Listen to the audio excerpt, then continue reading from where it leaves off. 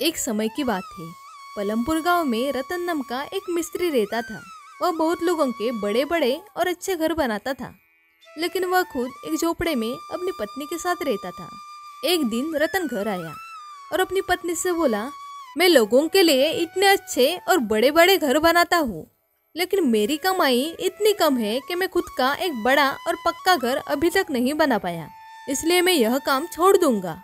लेकिन उसकी पत्नी ने रतन को प्रोत्साहित करते हुए बोला, आप इसी तरह मेहनत से काम करते रहिए, तो आप भी एक दिन हमारे लिए एक बड़ा घर बना लेंगे। वह यह बात कर ही रहे थे, तभी उनके पास जमींदार का नौकर आया और वह बोला कि रतन, तुमको जमींदार साहब ने बुलाया है। रतन यह सुनकर जमींदार के घर गया। वहां जाकर जमींदार ने रतन से कहा कि तुम्हें हमारे लिए एक बड़ा घर बनाना है। रतन ने जमींदार से आश्चर्य में प्रश्न किया, मैंने अभी तो आपके लिए एक बड़ा घर बनाया है और इससे पहले भी मैंने आपके लिए काफी घर बनाए हैं। आप एक और घर बनाना चाहते हैं? इसके जवाब में जमींदार ने कहा कि हाँ, अब मैं एक और बड़ा घर बनाना चाहता हूँ।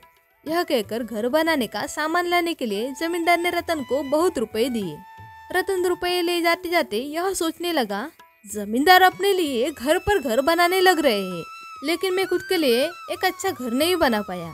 उसने सोचा, जमींदार इतने घर का आखिर करेंगे क्या? मैंने और भी उनके लिए बहुत से घर बनाए हैं जो कि 50 साल टिकेंगे, लेकिन अगर मैं यह जो घर बनाने वाला हूँ इसमें थोड़ा कच्चा सामान लगा देता हूँ तो यह घर सिर्फ 2 साल चल जाएगा और इससे बचाए गए पैसों से मैं दूसरे गांव में जाकर अपने लिए एक बड़ा और अच्छा घर बना सकता हूँ। 2 साल बाद यह घर गिर भी जाए तो क्या फर्क पड़ता है? यह घर बनाने के बाद तो मैं यहाँ से चला जाऊंगा। यह सोचकर उसने उसी दिन से जमींदार का घर कच्चा सामान लाकर बनाना शुरू कर दिया। वह असली सामान जैसा दिखने वाला नकली सामान घर में लगाने लगा, जिससे किसी को कोई शक न हो सके। कुछ समय बाद घर बनकर तैयार हो गया और इस घर को बनाने में रतन मिस्त्री को बहुत पैसों की बचत भी हुई, जिससे वह बहुत खुश था और सोच रहा था, इस पैसों का मैं दूसरे गांव में जाकर एक अच्छा बड़ा घर बनाकर रहूंगा। घर बनाने के बाद वह जमींदार को घर दिखाने के लिए ले आया। जमींदार ने घर देखा तो बोला, यह घर तो बहुत मजबूत और अच्छा ही लगता है, यह तो 100 साल तक टिकेगा।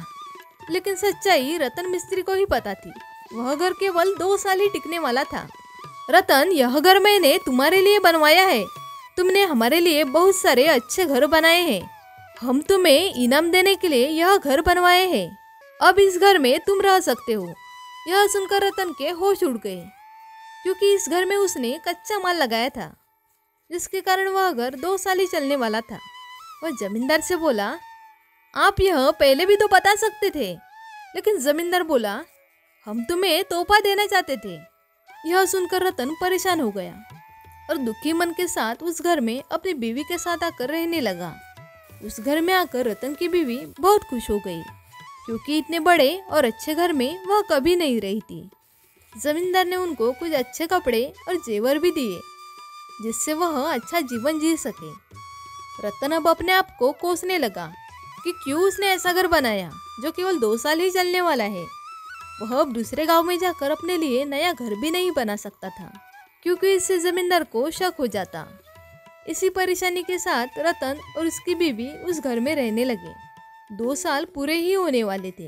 रतन ने सोचा, अगर वह इस घर की मरम्मत कराएगा तो जमींदार बोलेगा, यह घर तो 100 साल चलने वाला है, तो तुम इसकी मरम्मत क्यों करा रहे हो? रतन को पता था 2 साल होने पर वह घर गिर जाएगा, तो वह अपनी बीवी के साथ उसके मायके में चला गया और वह अपने साथ सारा सामान और जेवर भी नहीं लेकर गया, नहीं तो लोग शक करते कि उसको पता था यह घर तो 2 साल बाद गिरने वाला है। 2 साल होने पर वह घर पूरी तरह से गिर गया, जिसके बाद रतन उस घर पर आकर नाटक करने लगा कि उसका सारा सामान और जेवर का नुकसान हो गया।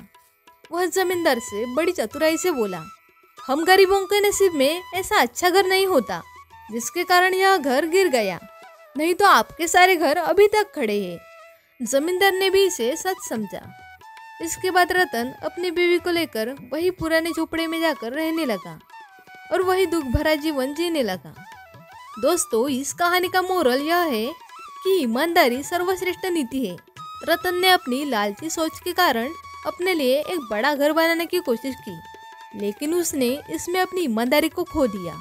जब जमींदार ने उसे घर दिया तो उसने अपनी गलती को समझा। इसलिए हमेशा ईमानदार रहना और सही काम करना ही बेहतर होता है, फिर चाहे वह कितना ही कठिन क्यों न हो। ऐसी ही और कहानियाँ सुनने के लिए हमारे चैनल को सब्सक्राइब कीजिए और बेल आइकन भी प्रेस कीजिए। मिलते हैं आपसे अगली कहानी में, तब तक के लिए बाय।